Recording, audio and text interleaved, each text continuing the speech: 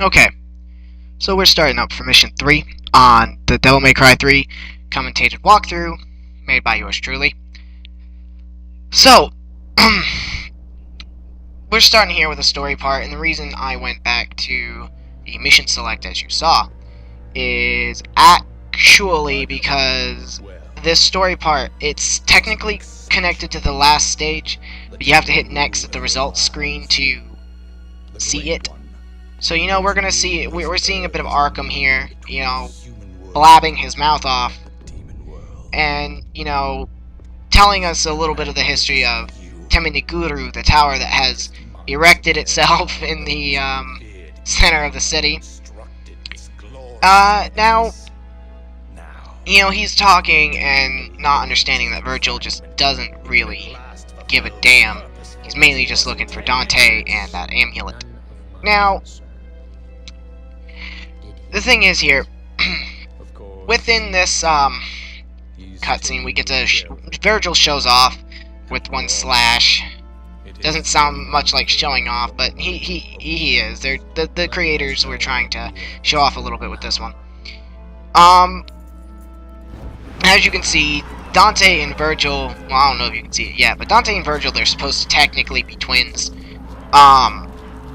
But Virgil, you know, wears his hair differently, has a blue jacket, you know, that, you know, all that good stuff. Only small things to separate the twins. Oh, and he uses a katana rather than a giant, you know, buster sword. Or really, it's a Zweihander, but you know, it's besides the point. So, you know, we see him cut that thing in half with one with one quick slash, and you know, sheathes the sword and breaks him apart, and the thing falls into the streets. And we have another character. Now, here's an interesting thing. Normally, when they do a stage opening, I believe it starts off here and then continues for the rest of the game. They show a number in the cutscene. A number appears. Now, as you can see, there's 3 enemies here walking up to this person here on the motorcycle. You'll find out who she is later. As she drives off, she burns them to a crisp. Now, if you look at how they fall and they make the number 3 to show you this is mission number 3. You know, this small little thing. Now, right here you can see that we're at the start and customize screen, and what we're doing here is I'm actually switching styles. I'm switching over to Gunslinger for this mission. I've showcased Swordmaster, and we'll showcase a bit more later.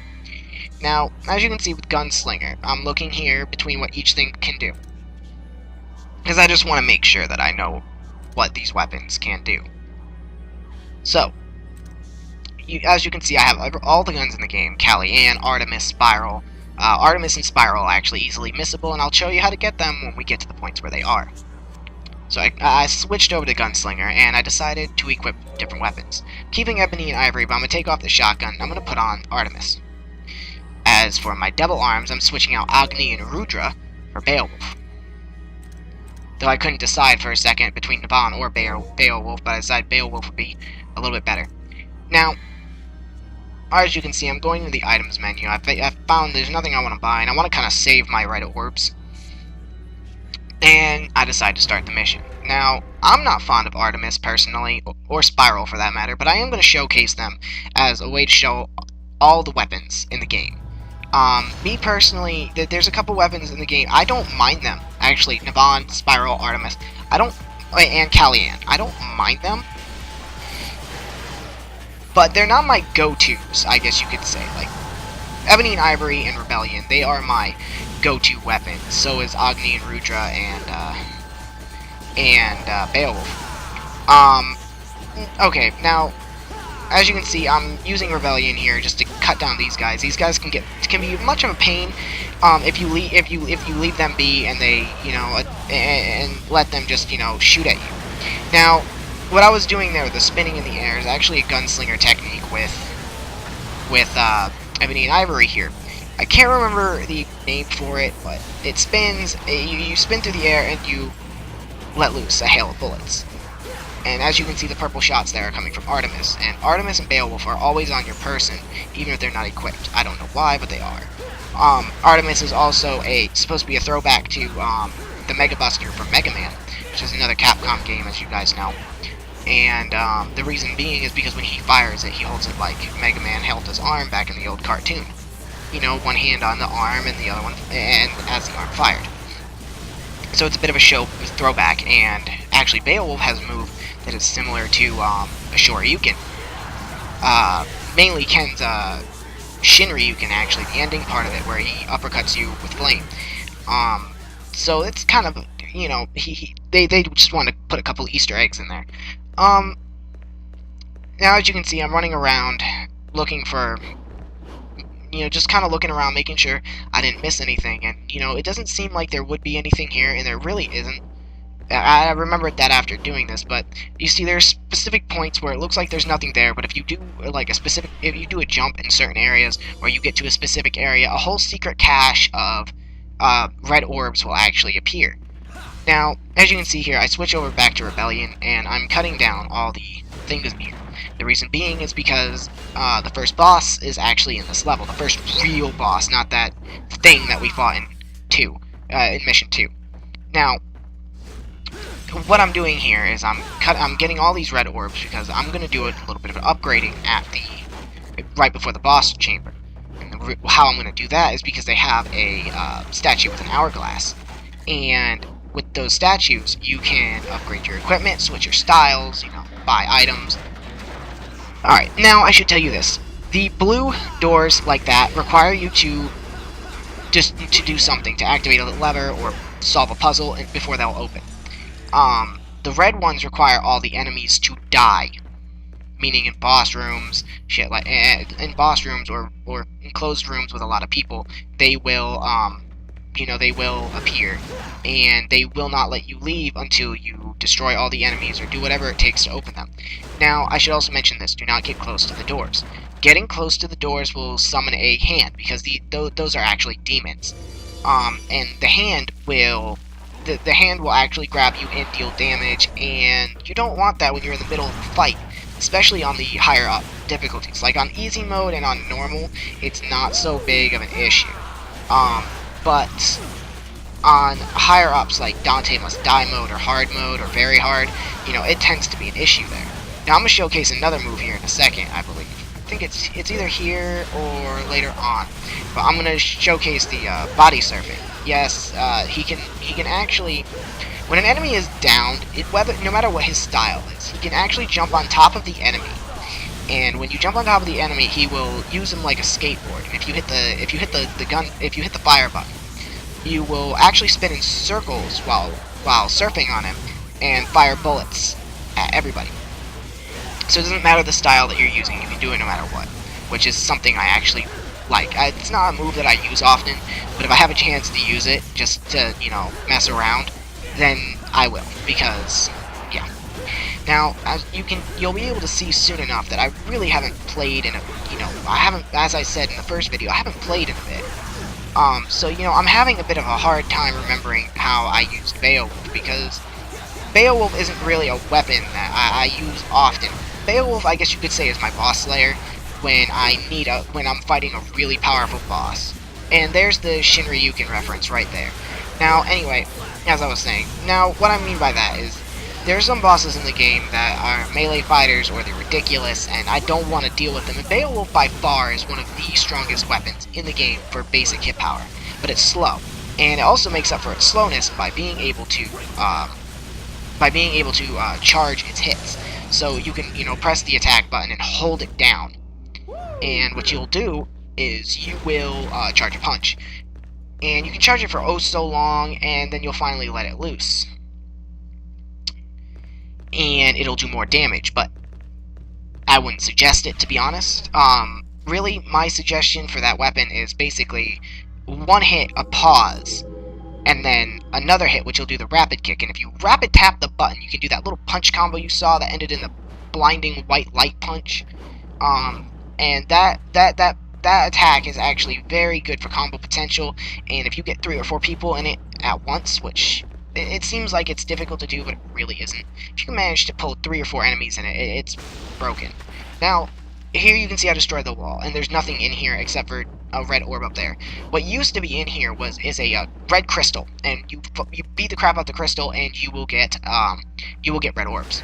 Now, you can see I destroyed the dumpster for some health. That's what the green orbs do. And up here, there is a combo thing normally. And in the combo thing, with the combo thing, you do so many flames of combos, and you will get a blue orb fragment. You need 4 to make an orb. Now that door right there was showing you that this is the first secret mission in the game. Basically, this one's really simple. Destroy all the enemies. That's your objective. Destroy every single enemy within the time limit. Yes, you are timed. You can do this as many times as you want. If you fail, it is not a game over. But there are some secret missions, I gotta warn you, that are game over if you fail them, because Dante will die during them. Like you can get a game over on this one if you actually lose all your health. As you can see, I'm having a bit of a hard time here because, once again, I'm attempting to use Beowulf, and I'm not using it how I normally use it. And I don't know why I'm not, but I just, for some reason, I can't. And normally I'm used to using Trickster. Trickster is my main style. It's the style that I prefer. You know, I don't care if other people like the other styles more. I mean, that's good for them. I mean, but I personally prefer this style. The reason I personally prefer Trickster, and I'll show you the reasons why when we get to the point where I decide to use it. And I'll explain more about Trickster then. Now you can see I keep going in here because I'm one of those people that if I fail, I have to keep trying. I have to keep trying, and I try until I either give up or I beat it. And most of the time, I keep trying until I beat it. Now, as you can see here, I'm doing quick short hops. Using my pistols to their advantages, and fighting with Rebellion mainly. And I'm doing this in order to basically rack up damage really quickly on any of the enemies and just hit them and beat them into submission. Now, as you can see, I'm not really using too many combos yet because I'm trying to take advantage of the style here, and I want to take advantage of the style just because I actually, I'm trying to show you, what the style is capable of. But you got to keep in mind, all but Trickster is at level 1. Well, no, wait. I have Royal Guard at 2 because I was using Royal Guard in Bloody Palace mode at some point to try to max out the style, and then I decided to do this stuff. So, as you can see, I'm about to fail here again. And, by this time I was thinking, okay, I'm gonna give it the old one. I'm gonna give it one more, good try. I'm gonna go all out for this one. So I decided, let's start off by coming over here, and I immediately got hit, which I thought was going to mess me up. So now I'm starting to really pay attention to where everything is coming from. As you can see, I take another hit there, and this enemy here is blocking me, and I take another 2 hits because of it. So, seeing this, now I'm really stretched for time. So I decided to jump on this guy, surfboard, shoot everything, which actually killed a couple enemies, which I was very surprised with. I actually did not expect that to kill. So then I double trigger just to kind of make short work of this guy here, and I'm not caring about combos at the moment. So I pin him to the wall. I do the X pause X Y. I mean the Y pause Y Y combo, which allows him to do that spin. And now I'm really just beating the crap out of this guy. Now I'm like, I gotta do this. So I hit him with multi-lock from Artemis, which is the Gunslinger ability for it. And I shoot him twice more, and he finally falls. So, with all that in mind, normally a secret mission will give you a blue orb fragment.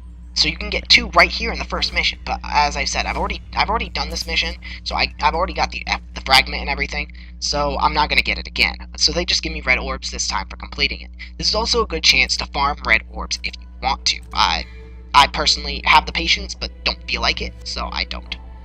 Now, as you can see, I was looking. I decided, we're gonna go take Artemis here, and I'm gonna level it up to 2, which enhances how many targets it can lock onto. But I'm gonna save the rest of those points. So, with that in mind, I run into the tower, and this is where the first boss is going to be.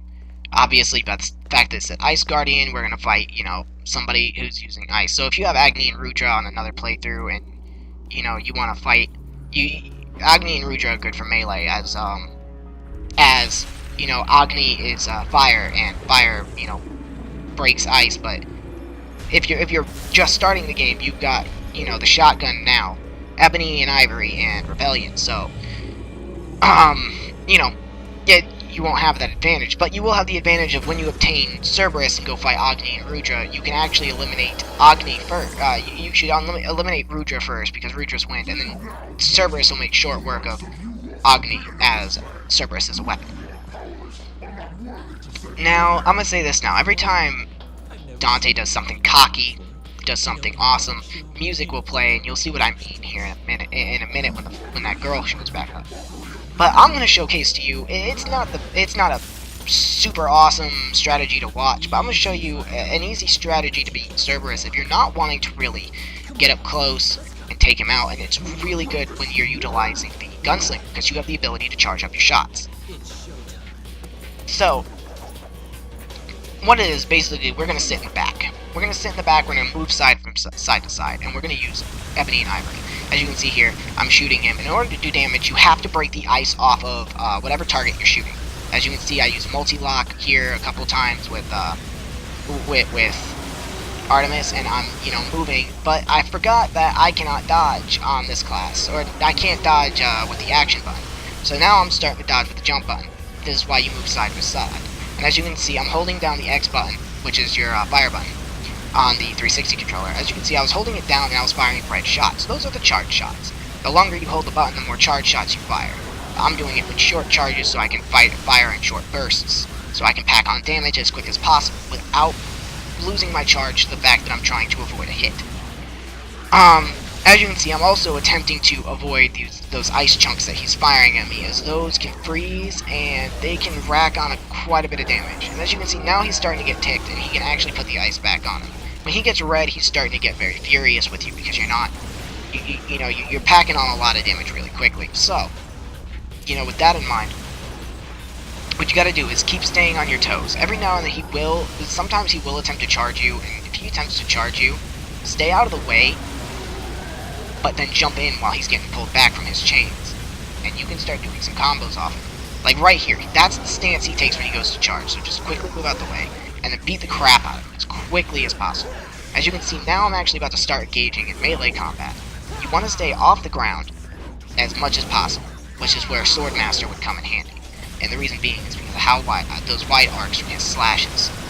And they're not fun to deal with. And as you can see there, I dodged one of his ice balls and immediately devil triggered. And I'm starting to just slash him, pack on the damage as quick as possible.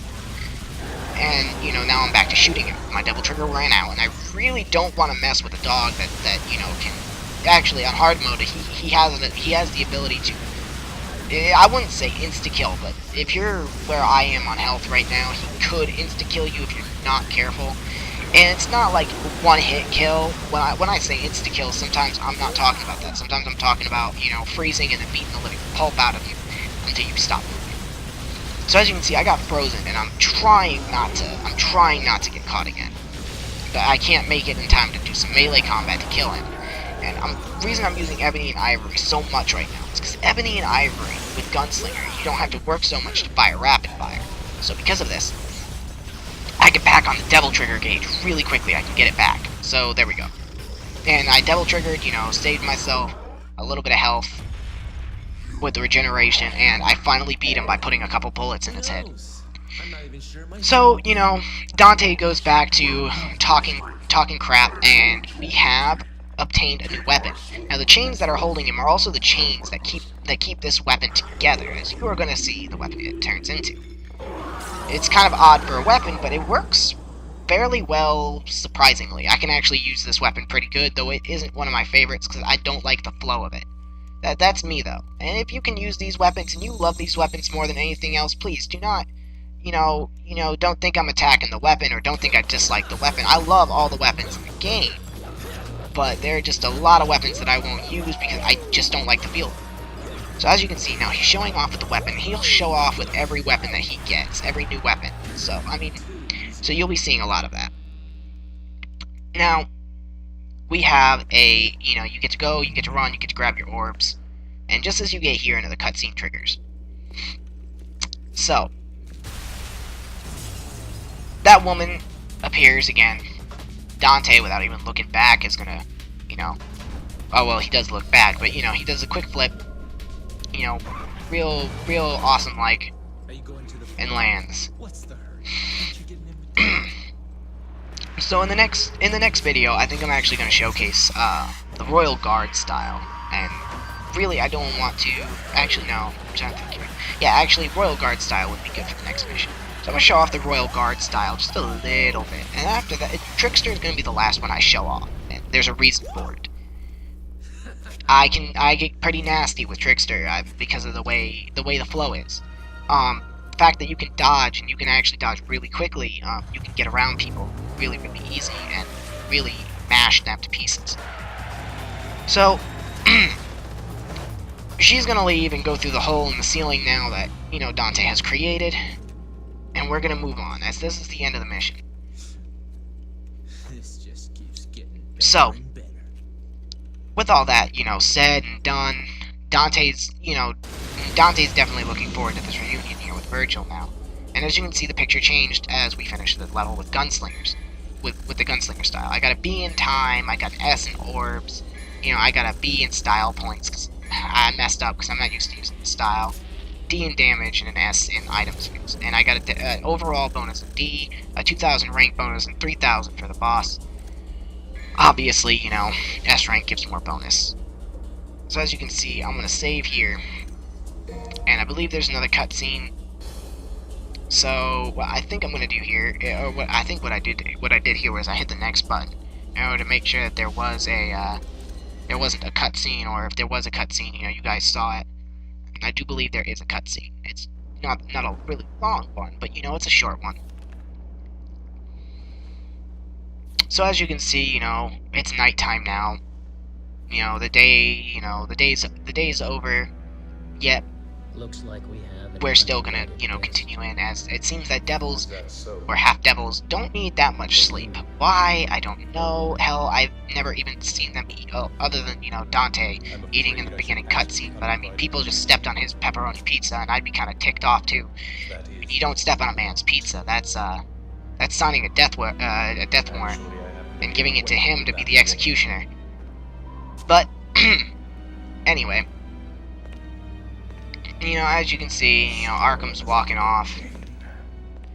And Virgil's like, okay, whatever. Then, his face is moving now for whatever reason. And keep an eye on that red crystal, as that, you'll see that when you get here. Now, as this is the end of the video, I will talk to you all later and see you on the next part. Peace.